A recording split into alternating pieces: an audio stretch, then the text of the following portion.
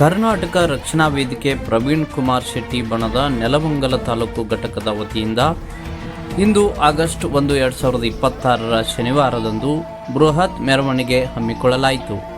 ರಾಜ್ಯ ಉಪಾಧ್ಯಕ್ಷರಾದ ಉಮೇಶ್ ಗೌಡ ಜಿ ಹಾಗೂ ತಾಲೂಕು ಅಧ್ಯಕ್ಷರಾದ ರಾಘವೇಂದ್ರ ಅವರ ನೇತೃತ್ವದಲ್ಲಿ ಬೆಳಗ್ಗೆ 11:30ಕ್ಕೆ ಪ್ರವಾಸಿ ಮಂದಿರದಿಂದ ಆರಂಭವಾದ ಮೆರವಣಿಗೆಯು ತಾಲೂಕು ಕಚೇರಿಯವರೆಗೆ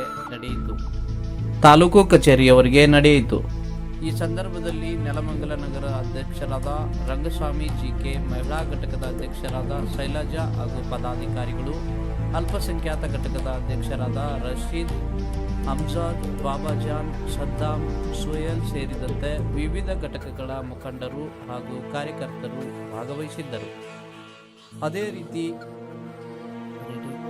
ಅದೇ ರೀತಿಯಾಗಿ ಎಲ್ಲ ಹೋಬಳಿಗಳ ಅಧ್ಯಕ್ಷರು ಮತ್ತು ಉಪಾಧ್ಯಕ್ಷರು, ಆಟೋ ಘಟಕದ ಅಧ್ಯಕ್ಷರಾದ ಗಂಗಾಧರ್, ವಿಜಯ್ ಹಾಗೂ ಪದಾಧಿಕಾರಿಗಳು, ವಿದ್ಯಾರ್ಥಿ ಘಟಕದ ಅಧ್ಯಕ್ಷರಾದ ದಿಲೀಪ್ ಜೆಎನ್, ಉಪಾಧ್ಯಕ್ಷರು ಮತ್ತು ಪದಾಧಿಕಾರಿಗಳು, ಕಾರ್ಮಿಕ ಘಟಕದ ಅಧ್ಯಕ್ಷರಾದ ಮೂರ್ತಿ ಹಾಗೂ ಗ್ರಾಮ ಶಾಖೆಗಳ ಅಧ್ಯಕ್ಷರು, ಉಪಾಧ್ಯಕ್ಷರು ಸೇರಿದಂತೆ ಕರ್ನಾಟಕ ರಕ್ಷಣಾ ವೇದಿಕೆಯ ಎಲ್ಲ ಮುಖಂಡರು ಮತ್ತು ಕಾರ್ಯಕರ್ತರು ಉಪಸ್ಥಿತರಿದ್ದರು.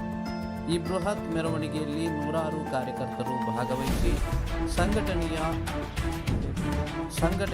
ಒಗ್ಗಟ್ಟು ಹಾಗೂ ಕನ್ನಡ ಪರ ಹೋರಾಟದ ಶಕ್ತಿಯನ್ನು ಪ್ರದರ್ಶಿಸಿದರು. ಇವತ್ತಿಂದ 4ನೇ ದಿವಸದಿಂದ ಹೋರಾಟ ನಡೆದಿದೆ. ಕಾವೇರಿ ನಮ್ಮದು, ನಮ್ಮ ನೀರು ನಮ್ಮ ಹಕ್ಕು. ಕರ್ನಾಟಕ ರಾಜ್ಯದ ಇದ್ದಂಥ ನೀರನ್ನು ಇವು ನದಿಗಳನ್ನು ಖಾಲಿ ಮಾಡಿದ್ರೆ ಇವತ್ತೆಲ್ಲ ಖಾಲಿ ಕೊಡ ಆಗಿದೆ. ಇವೆಲ್ಲ ಇದ್ರಾಗ ನೀರು ಬೀಳ್ತಾ ಇಲ್ಲ ಅಂತ ಪರಿಸ್ಥಿತಿ. ಖಾಲಿ ಕೊಡ ಇದೆ. ನೀವು ಖಾಲಿ ಕೊಡ ಹೊತ್ಕೊಂಡು ನಾವು ಹೋಗ್ಬೇಕಾಗ್ತಿದೆ. CMಗೇನು ಖಾಲಿ ಕೊಡನೇ ಕೊಡಬೇಕಾಗ್ತಿದೆ. ನೀರು ಸರಿಯಾಗಿ ಕುಡಿಯಕ್ಕೆ ಸಿಗಲಿಲ್ಲ ಅಂದ್ರೆ ಕರ್ನಾಟಕದ ಮುಖ್ಯಮಂತ್ರಿಗೆ ಯಾವ ನೀರು ನೀವು ಕುಡ್ತೀರಿ ಅನ್ನೋದು ನಿಮ್ಗೆ ಗೊತ್ತಾಗ್ತಿದೆ. ಕರ್ನಾಟಕ ರಾಜ್ಯದ ಮೊದಲನೇ ಬಾರಿ ನೀವೇನು ಮುಖ್ಯಮಂತ್ರಿಯಾಗಿ ಬಂದಿರಿ DK ಶಿವಕುಮಾರ್ ಅವರು, ನಮ್ಮ ರಾಜ್ಯದ ನೀರು ಬೇರೆ ರಾಜ್ಯಕ್ಕೆ ಬಿಡುವಂತ ನಿಮ್ಗೆ ಬಹಳ ಶಕ್ತಿ ಇರಬಹುದು. ಆದ್ರೆ ಕನ್ನಡಿಗರು ಸುಮ್ಮನೆ ಕುಂದ್ರೋದಿಲ್ಲ. ಕನ್ನಡ ಹೋರಾಟಗಾರರು ಯಾರು ಬಿಡೋದಿಲ್ಲ. ಬೆಳಗಾವಿ ಮಹದಾಯಿ ಆಗಿರ್ಬೋದು, ಮಹದಾಯಿ ಯೋಜನೆ ಜಾರಿಗೆ ತರೋಕ್ಕಾಗಲಿಲ್ಲ. ಕಾಂಗ್ರೆಸ್ ಆಗಿರ್ಬೋದು, BJP ಆಗಿರ್ಬೋದು, JDS ಆಗಿರ್ಬೋದು, ನಿಮ್ದು ಮಾತುಕತೆನ ಕೇಳ್ತಾ ಇದ್ದೀನೋ.